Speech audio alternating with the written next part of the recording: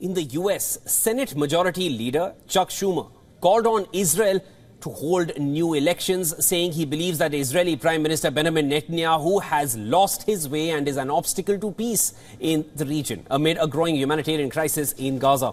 Schumer is a Jewish majority leader in the Senate and the highest-ranking Jewish official in the US. Strongly criticized Netanyahu in a 40-minute speech on the Senate floor. If Prime Minister Netanyahu's current coalition remains in power after the war begins to wind down and continues to pursue dangerous and inflammatory policies that test existing U.S. standards for assistance, then the United States will have no choice but to play a more active role in shaping Israeli policy by using our leverage to change the present course. State Department spokesperson Matthew Miller said that Schumer's call for new elections in Israel are his comments and not those of the Biden administration.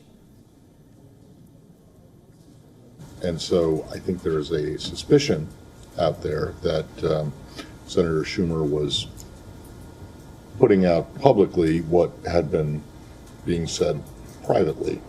No, that is not the case.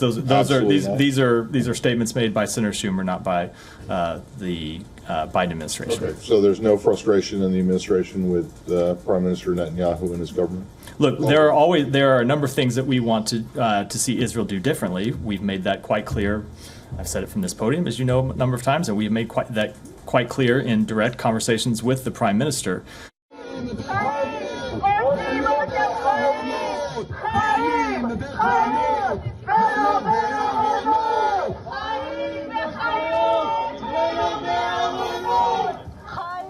Meanwhile, thousands in Israel took to the streets demanding an immediate release of hostages from Gaza. Protesters calling for the release of hostages marched from a Tel Aviv square, carrying enlarged images of women taken hostage on the 7th of October by Hamas, briefly blocking the highway at one point.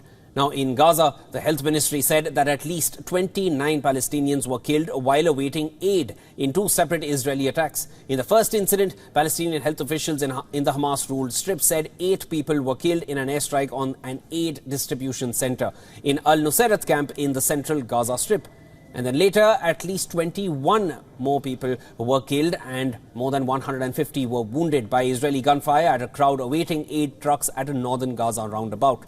According to Gaza health authorities, Israel's air, sea and ground assault on Gaza has killed more than 31,000 people and wounded over 71,500 so far.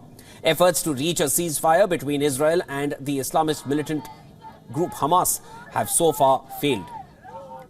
Palestinian Islamist group Hamas said that it presented to mediators a comprehensive vision of a truce deal that is based on stopping the Israeli aggression against Palestinians in the Gaza Strip, providing relief and aid, the return of displaced Gazans to their houses and the withdrawal of Israeli forces. Israeli Prime Minister Netanyahu had earlier called the truce proposal unrealistic.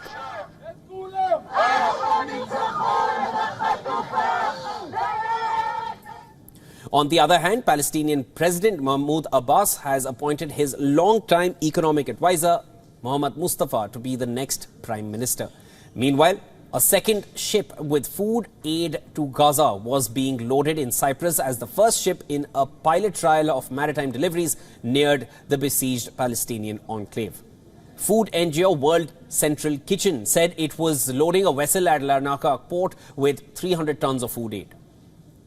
For more on this, our correspondent Susan Tehrani sent us this report from New York earlier. Listen to this.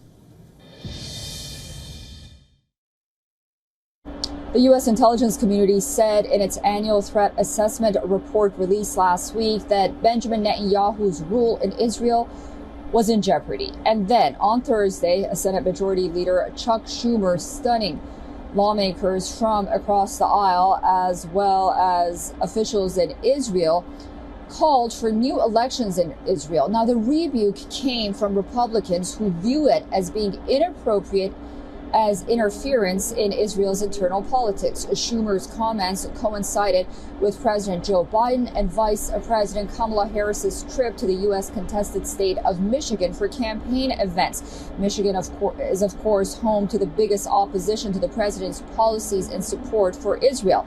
So the question is, will these moves by the Democrats ease tensions against the White House come November, or have these voters, many of them young constituents, already made up their mind? As Susan Tehrani reporting from New York for WION World is What.